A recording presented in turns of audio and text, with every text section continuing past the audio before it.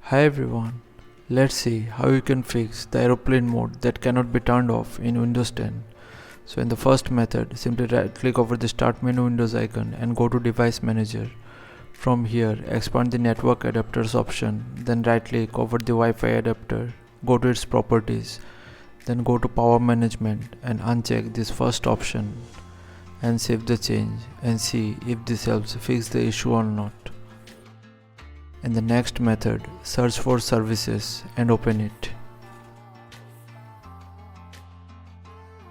From here, find the radio management service.